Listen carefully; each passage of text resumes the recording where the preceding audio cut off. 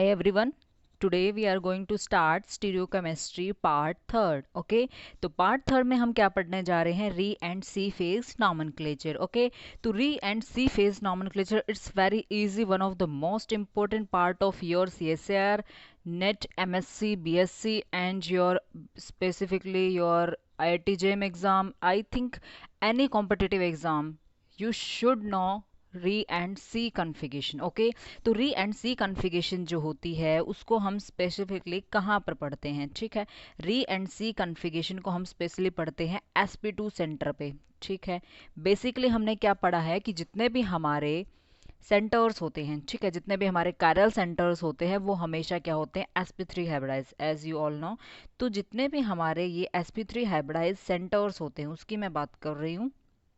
देखो मैं यहाँ ब्लू कलर लेती हूँ, पर्पल कलर. ठीक है, तो मैंने ये कहा था कि जितने भी आपके एसिमेट्रिक सेंटर्स होते हैं, जितने भी आपके एसिमेट्रिक सेंटर्स होते हैं उनकी हम बात कर रहे हैं. तो जितने भी आपके एसिमेट्रिक सेंटर होते हैं वो मैं यहाँ पे लिख रही हूँ.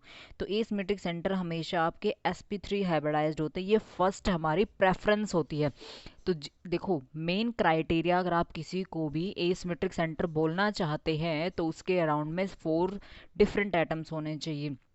ठीक है, जस्ट लाइक मैं थोड़ा सा स्पेस ले लेती हूँ अगर मुझे कहीं मिलता है. मान लो यहाँ मुझे स्पेस मिल गया है. ठीक है, तो हम जब कायरल सेंटर पढ़ते थे तो हम ये कहते थे कि कोई भी कार्बन एटम या कोई भी हमारे पास सेंट्रल एटम हो, ठीक है, उसके सराउंड में हमारे पास डिफरेंट एटम्स होने चाहिए. ठीक है, जैसे क्लोरीन हो गया, ये हमारा आर ग्रुप होगा, तो ये हमारा कायरल सेंटर हो गया, क्योंकि इस कार्बन एटम के सराउंड में 4 डिफरेंट एटम्स प्रेजेंट होते हैं.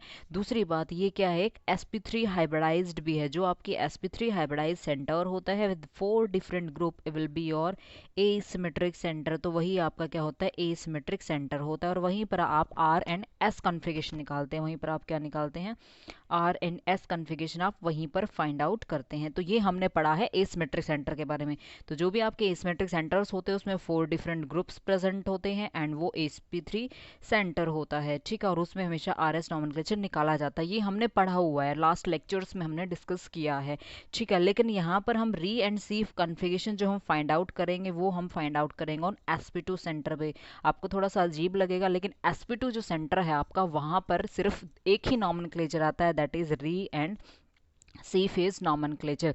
ये आपके आर एंड एस की तरह ही है, बिल्कुल सेम ही है. अगर आप इसमें भी आप क्या देंगे? प्रायोरिटी देंगे. ठीक है, इसमें भी आप प्रायोरिटी देंगे. जैसे आपका नंबर 1 होगा, नंबर 2 होगा, देन आपका नंबर 3 होगा. इसमें आपके सिर्फ 3 आइटम्स रहेंगे, क्योंकि सेंट्रल जो आपके, जैसे अगर आप इस मॉलिक्यूल को ध्यान से देखेंगे तो इस मॉलिक्यूल में आपको क्या दिखाई दे रहा है? देखो ध्यान से, अगर आप इस मॉलिक्यूल को ध्यान से देखते हैं, देखो ये आपका क्या है? ऑक्सीजन एटम है. जो रेड रेड से रेड रेड जो बॉल शो किया है यहाँ पर, that is oxygen atom. Basically ये आपका ऐसे है. ठीक है, ऑक्सीजन एटम हो गई आपकी. ये आपका कोई ना कोई ग्रुप प्रेजेंट है, इसकी नंबरिंग 2 है और इसकी नंबरिंग आपकी 3 है. ठीक है, रूल्स हमारे पास हमेशा आर एस नॉमेनक्लेचर वाले रहेंगे. आपको आर एस नॉमेनक्लेचर जैसे दिया जाता है, प्रायोरिटी कैसे देनी है? पहले एटमिक मास, फिर एटमिक नंबर, देन जिसका भी एटमिक मास और एटमिक नंबर ज़्यादा है वहाँ से आपने स्टार्ट करना, नंबरिंग देना स्टार्ट करना है, तब आपको नंबरिंग देना स्टार्ट करना है. अपना फोर्थ प्रायोरिटी ग्रुप अगर अबव द प्लेन है तो आप क्या करेंगे? स्टीरियोकेमिस्ट्री चेंज कर देंगे. अगर आपकी आर आ रही है तो आप एस कर देंगे, एस आ रही है तो आप आर कर देंगे. ऐसे ही आपका पास क्या होता है?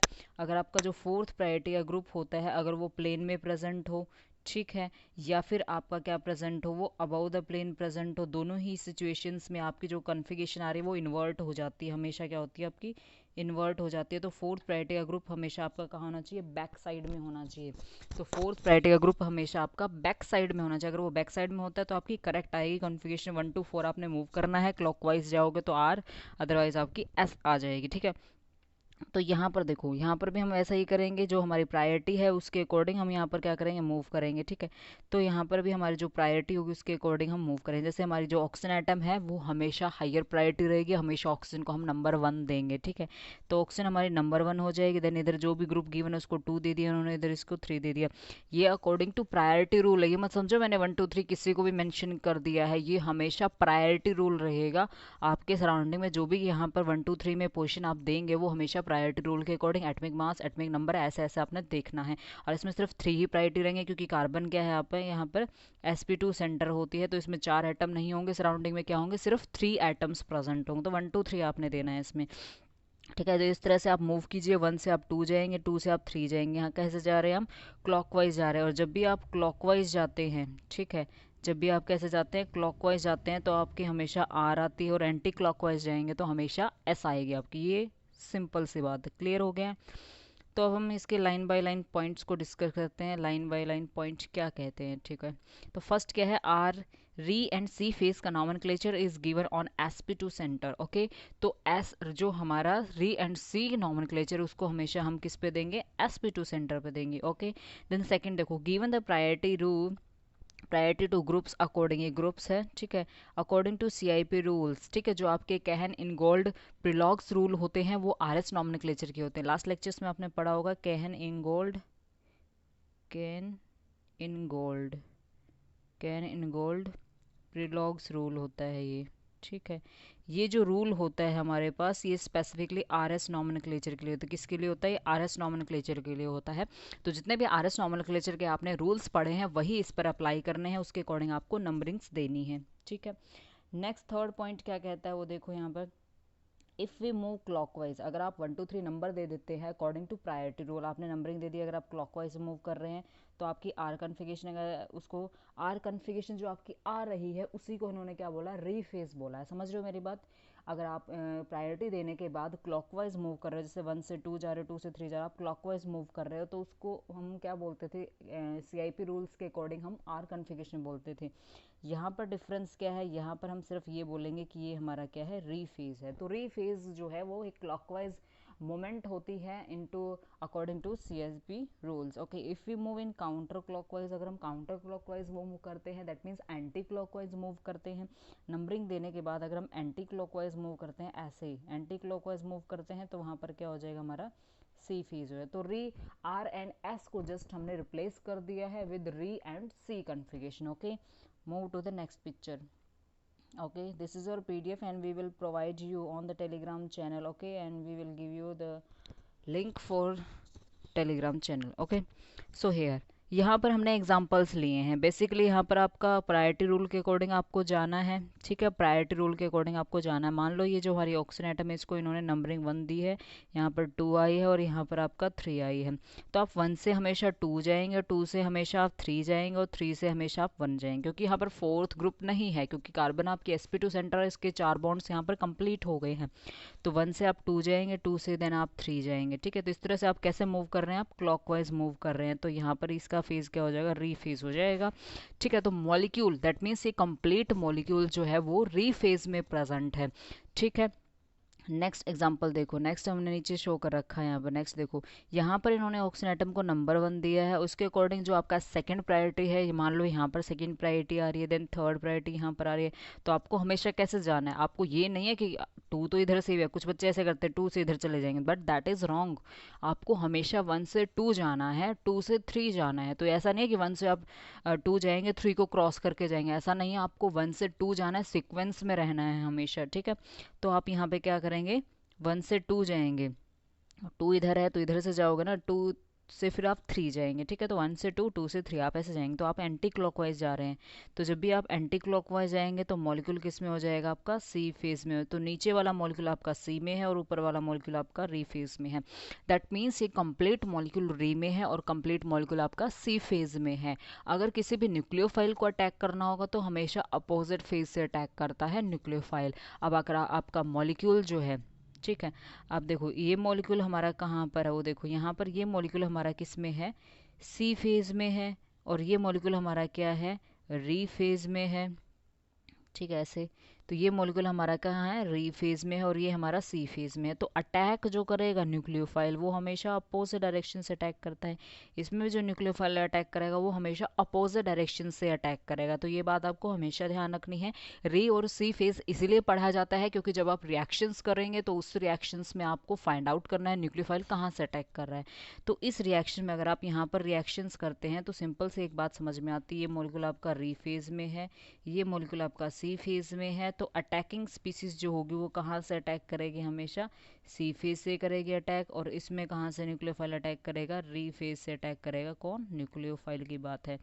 यानी ये आपको बात यहाँ क्लियर होगी कि आपका जो मॉलिक्यूल है वो आपका किस में है, मॉलिक्यूल तो आपका किस में है, री फेज में है, लेकिन न्यूक्लियोफाइल हमेशा क्या करता है, बैक साइड से अटैक करता है, उसके अपोजिट फेज से अटैक करेगा, तो सी फेज से अटैक करेगा। वैसे ही अगर आपका मॉलिक्यूल सी फेज में है तो न्यूक्लियोफाइल हमेशा री फेज से अटैक करेगा, दैट मीन्स अपोजिट साइड से हमेशा अटैक करेगा। ठीक है, मूव टू द नेक्स्ट। अब हम करेंगे एग्जाम्पल्स। तो एग्जाम्पल्स हम लेंगे, अभी अभी हमने पढ़ लिया है वो कैसे कैसे निकालना है, देन अब हम एग्जाम्पल्स देखेंगे। देखो हमें क्या दिया है यहाँ पर, देखो ध्यान से। अब ये जो सेंटर है ये इन्होंने ले लिया है, ठीक है। इसके ऊपर हमने कॉन्फ़िगरेशंस फाइंड आउट करनी है। सबसे पहले प्रायोरिटी अगर आपको देखनी होती है, देखो ध्यान से, इस कार्बन को मैं ऐसे ड्रॉ कर लेती हूँ। यहाँ पर कार्बोनिल है, यहाँ पर क्या लगा हमारा CH3 ग्रुप लगा है, लेफ्ट में CH3 ग्रुप लगा हुआ है और राइट में हमारा कार्बोक्सिलेट ग्रुप लगा हुआ है, ऐसे कार्बोक्सिलेट। ठीक है, अब इसको नंबरिंग देनी है हमें। ठीक है, नंबरिंग देने के लिए हम ले लेते हैं डिफरेंट कलर। ओके, अब देखो सबसे ज़्यादा सबसे पहले कौन अटैच है, हमारी ऑक्सीजन एटम इधर, और इधर सबसे पहले कौन अटैच है, कार्बन एटम, और इधर भी क्या है, हमारी सबसे पहले अटैच्ड कार्बन एटम है। तो अगर आपको इस सेंट्रल एटम से जो डायरेक्टली अटैच होते हैं सबसे पहले वो देखने हैं, ये आपका क्या है, स्टीरियो सेंटर है यहाँ पर। ठीक है, तो इस कार्बन एटम से जो डायरेक्टली अटैच्ड एटम है उनको आपने नंबरिंग देनी होती है। तो सबसे पहले आप कार्बन में और ये कार्बन में और ऑक्सीजन में पहले किसको नंबरिंग देंगे, ऑब्वियसली आप ऑक्सीजन एटम को देंगे क्योंकि उसका एटॉमिक नंबर ज़्यादा है। ओके, तो यहाँ पर आप ऑक्सीजन एटम जो है उसको नंबरिंग देंगे। जब ऑक्सीजन एटम को आप नंबरिंग देंगे, 1 देंगे ऑक्सीजन एटम को, देन 2 इसको देंगे। 2 क्यों दे रहे हैं इसको, और इसको 3 क्यों दे रहे हैं, very important here. First carbon atom हमारा सेम है, इसका भी कार्बन है, इसका भी कार्बन, लेकिन नेक्स्ट कार्बन एटम अब इसका क्या है, हाइड्रोजन है, और इसका नेक्स्ट कार्बन एटम क्या है, ऑक्सीजन एटम है। तो ऑक्सीजन को हम ज़्यादा प्रायोरिटी देंगे in comparison to hydrogen atom, क्योंकि इसका एटॉमिक नंबर भी ज़्यादा है, उसका मास नंबर भी ज़्यादा है। तो यहाँ पर आप क्या होगा, हाइड्रोजन के कंपेरिजन में आप 2 नंबरिंग कार्बोक्सिलेट को देंगे, तो 1 से आप कहाँ जाएंगे, 2 जाएंगे, 2 से आप जाएंगे 3, 3 से जाएंगे 4। तो आप कैसे मूव कर रहे हैं, क्लॉकवाइज आप यहाँ पर मूव कर रहे हैं। ध्यान से देख रहे हो, 1 से आप कहाँ जा रहे हो, 2 जा रहे हो, 1 से आप 2 जा रहे हो, 2 से आप कहाँ जा रहे हो, 3 जा रहे हो। तो आप कैसे जा रहे हो, क्लॉकवाइज मूव कर रहे हो। आप क्या मूव कर रहे हो, क्लॉकवाइज मूव कर रहे हो। इसमें आप दोबारा से मैं यहाँ पर मेंशन कर देती हूँ कि जो आपका कीटोन ग्रुप यहाँ पर प्रेजेंट होता है, इसमें आपने फर्स्ट प्रायोरिटी ऑक्सीजन को दी है क्योंकि फर्स्ट अटैच्ड एटम यहाँ पर क्या है, सेकंड ये हो गया, थर्ड आपका ये हो जाता है। ठीक है, मॉलिक्यूल में ध्यान से देखो, पहले ऑक्सीजन को प्रेफरेंस दी, देन कार्बन, कार्बन में से सिलेक्ट किसको किया है, सेकंड आपने कार्बोक्सिलेट को सिलेक्ट किया क्योंकि इसमें oxygen atom next neighbouring atom है, इसमें हाइड्रोजन है नेक्स्ट नेबरिंग है। तो 1 से आप 2 जाएंगे, 2 से देन आप 3 जाएंगे, 3 से आप 4 जाएंगे। तो आप कैसे जा रहे हैं, क्लॉकवाइज आ रहे हैं। तो आपका मॉलिक्यूल किस में हो जाएगा, री फेज में हो जाएगा। यानी इस मॉलिक्यूल का नॉमेनक्लेचर कैसा होगा, री फेज में। अटैकिंग स्पीसीज कहाँ से अटैक करेगी, सी फेज से अटैक करेगी। ठीक है, तो दिस इज इट। तो इस तरह से आप निकालेंगे। नेक्स्ट क्वेश्चन हमने ले लिया है इसमें। इस नेक्स्ट क्वेश्चन को ध्यान से देखेंगे तो इस क्वेश्चन में हमें पता चलेगा, देखो ध्यान से, इस क्वेश्चन को देखो ध्यान से। ओके, तो यहाँ पर ये कीटोन इन्होंने ले रखी है। ठीक है, इधर हमारे पास क्या है, CH3, उधर हमारे पास CH2 होता है। ठीक है, तो ऑब्वियसली यहाँ पर नेबरिंग एटम देखने और यहाँ पर नेबरिंग एटम, फर्स्ट नंबर तो हमेशा ऑक्सीजन को देंगे क्योंकि फर्स्ट जो डायरेक्टली अटैच्ड एटम्स होते हैं इनके पास वो हमेशा क्या है, बाकियों के पास क्या है। एक बार देखो मैं इसको क्लियर कर देती हूँ। ठीक है, तो इसको नंबर 1 क्यों दिया है, क्योंकि फर्स्ट अटैच हमारी ऑक्सीजन एटम है, यहाँ पर कार्बन है और यहाँ पर भी हमारी कार्बन है। इसमें नेक्स्ट में क्या है, हमारे पास हाइड्रोजन एटम, नेक्स्ट में क्या है, कार्बन एटम है, तो इसको सेकंड दिया, उसको हमने थर्ड दिया। तो 1 से 2 जा रहे हो तो दैट इज़ योर, 2 से 3 जा रहे हो दैट इज़ आपका क्या हो जाएगा, री फेज हो जाएगा। तो ये आपका री फेज हो जाएगा। देन नेक्स्ट हम मूव करते हैं, तो देखो नेक्स्ट नीचे वाले एग्जांपल को देखते हैं। नेक्स्ट ऑक्सीजन को हमेशा नंबर 1 देंगे, 2 आप आर ग्रुप को क्योंकि इसमें कार्बन एटम्स प्रेजेंट होंगी, और थर्ड आपका हाइड्रोजन। तो 1 से 2 गए आप, 2 से 3 गए, 3 से आप 4 गए, दैट इज़ योर री फेज। आप क्लॉकवाइज मूव कर रहे हो। जब आप क्लॉकवाइज मूव करोगे तो आपका क्या हो जाएगा, मॉलिक्यूल री फेज में हो जाएगा। तो ये मॉलिक्यूल री फेज में, तो ये प्रैक्टिस क्वेश्चंस करवा रही हूँ मैं। ठीक है, ये कंप्लीट हो चुका है हमारा डी और सी फेज कन्फिगरेशन। तो एक ये लास्ट एग्जांपल हमारे पास रहेगा। आई थिंक एक और स्लाइड है हमारे पास। ठीक है, जस्ट आपने इसमें से निकालना है और कुछ नहीं करना है। ठीक है, देखो यहाँ पर ऑक्सीजन एटम को नंबर 1 दिया है और 2 हमेशा इसको देंगे लार्ज चेन को क्योंकि इसमें कार्बन एटम ज़्यादा है, कार्बन कंटेंट ज़्यादा है, तो इसका मास भी ज़्यादा होगा। इसका क्या होगा, हमारा मास नंबर हाइयर हो जाएगा। तो जिसका एटॉमिक मास और एटॉमिक नंबर हाइयर होगा उसको हम ज़्यादा प्रेफरेंस देंगे, मतलब उसको प्रायोरिटी पहले देंगे। तो 1 तो हमेशा ऑक्सीजन एटम क्योंकि फर्स्ट जो डायरेक्टली अटैच्ड है यहाँ पर क्या है, ऑक्सीजन एटम है, यहाँ पर कार्बन और यहाँ पर भी कार्बन डायरेक्टली अटैच। फिर इसका कार्बन कंटेंट क्या होता है, लेस हो जाता है, तो उसको नंबरिंग 2 दी, इसको 3 दी। तो इस तरह से आपने यहाँ पर मूव करना है। अब देखो 1 से आप कहाँ जाएंगे, 1 इधर से, 1 से 2, 2 से 3, 3 से 4। तो आप एंटी क्लॉकवाइज जा रहे हैं। जब आप एंटी क्लॉकवाइज जाएंगे तो आपका क्या हो जाएगा, दैट इज़ सी फेज हो जाएगा। तो ये मॉलिक्यूल आपका सी फेज में हो जाएगा। नीचे वाले को आप ध्यान से देखेंगे, नीचे वाले को ध्यान से देखें, नीचे वाले का हम निकालते हैं। अभी देखो ये वाले ऑक्सीजन एटम तो हमेशा फर्स्ट देंगे, सेकंड इसको देंगे और थर्ड इसको देंगे। ये उसका जस्ट उल्टा है, जो ये मॉलिक्यूल गिवन होता है इसका जस्ट अपोजिट हमें नीचे दिया गया है। तो 1 से 2 जाएंगे, 2 से आप 3 जाएंगे, 3 से आप 4 जाएंगे, तो इसका क्या आएगा हमारा सी फेज़ आ जाएगा। यहाँ पर क्या आएगा हमारा सी फेज़, सॉरी वो क्लॉकवाइज मूव कर रहे हैं ना, 1 से 2 जा रहे हैं, 2 से हम 3 जा रहे हैं, क्लॉकवाइज मूव कर रहे हैं, तो हमारा री फेज हो जाएगा मॉलिक्यूल। तो मॉलिक्यूल तो हमारा री फेज में है, लेकिन ये जो सी फेज से अटैक दिखा रखा है इन्होंने, इनकमिंग न्यूक्लियोफाइल जो है वो अटैक आपका सी फेज से करा है। मॉलिक्यूल री फेज में है तो सी फेज से अटैक होगा, ठीक है। नेक्स्ट देखो हमारे पास क्या है इसमें, नेक्स्ट में जस्ट हमने यही कर रखा है। देखो ये सेंटर लिया है इन्होंने, इस सेंटर पे हमने नॉमेनक्लेचर देना नहीं, इस कार्बन पे हमने नॉमेनक्लेचर देना, री और सी फेज का नॉमेनक्लेचर हमें देना है। देखो अब यहाँ पे देखो, यहाँ पर हमारे पास ऑक्सीजन एटम को हम क्या देंगे, फर्स्ट नंबरिंग देंगे ऑक्सीजन एटम, क्योंकि डायरेक्ट देखो कैसे अटैच है, कीटोन ग्रुप है हमारे पास, इधर हमारे पास नाइट्रोजन और इधर हमारी कार्बन है। तो पहले हम किसको देंगे, ऑक्सीजन को नंबरिंग देंगे, क्योंकि ऑक्सीजन जो होती है वो मोर एटॉमिक नंबर वाली होती है और मास भी उसका ज़्यादा होता है, 1 हो जाएगा। फिर नाइट्रोजन एटम को देंगे, देन थर्ड हम कार्बन एटम को देंगे। क्यों, क्योंकि जो हमारी ऑक्सीजन एटम होती है उसकी ज़्यादा प्रेफरेंस होती है, उसके बाद नाइट्रोजन की होती है। तो 1 से हम 2 जाएंगे, 2 से हम 3 जाएंगे, तो 1 से 2, 2 से 3 हम जाएंगे, तो ये हमारा क्या हो जाएगा, री फेज में हो जाएगा, मॉलिक्यूल क्लॉकवाइज जा रहे हैं। तो नीचे वाले को देखो ध्यान से, नीचे वाले में क्या है कि नाइट्रोजन एटम है हमारे पास इधर, मतलब ये नीचे वाले कीटोन ग्रुप पे नंबरिंग दी है इन्होंने। तो नीचे वाले कीटोन ग्रुप पे जब हम नंबरिंग देंगे तो हमारे पास क्या क्या आएगा, देखो ध्यान से, यहाँ पर ऑक्सीजन को तो हम नंबरिंग 1 ही देंगे, और इधर भी नाइट्रोजन हमारे पास, इधर भी नाइट्रोजन, देखो इधर भी नाइट्रोजन है और इधर भी नाइट्रोजन प्रेजेंट है। लेकिन हमारे पास जो ऊपर वाली नाइट्रोजन है उसको हम ज़्यादा प्रेफरेंस देंगे। ऊपर वाले नाइट्रोजन को क्यों प्रेफरेंस ज़्यादा देंगे, उसका भी रीज़न है हमारे पास। देखो ऊपर वाले नाइट्रोजन के पास क्या है कि एक कीटोन ग्रुप प्रेजेंट है, यानी उसके पास ऑक्सीजन प्रेजेंट है और इसके पास कोई ऑक्सीजन एटम नहीं है, सिंपल कार्बन एटम प्रेजेंट है। तो ऊपर वाले को हम सेकंड देंगे और इसको हम थर्ड देंगे, ठीक है। समझ रहे हो मेरी बात, क्लियर हुआ ये कंसेप्ट, नहीं हुआ तो फिर से देख लो। देखो इसको हमने ऑक्सीजन को हमने नंबरिंग 1 दी, इसको हम फिर नंबरिंग 2 देंगे इस ग्रुप को, देन इस ग्रुप को हम 3 देंगे। ऐसा इसलिए क्योंकि इसके पास क्या ऑक्सीजन एटम प्रेजेंट होती है, ऑक्सीजन एटम का एटॉमिक नंबर ज़्यादा होता है, इधर हमारे पास कार्बन एटम प्रेजेंट होती हैं। तो आप कहाँ से कहाँ जा रहे हैं, 1 से आप 2 जाएंगे, 2 से देन आप 3 जाएंगे, तो इस तरह से आप एंटी क्लॉकवाइज आ रहे हैं, तो molecule will be in S phase हो जाएगा, ठीक है।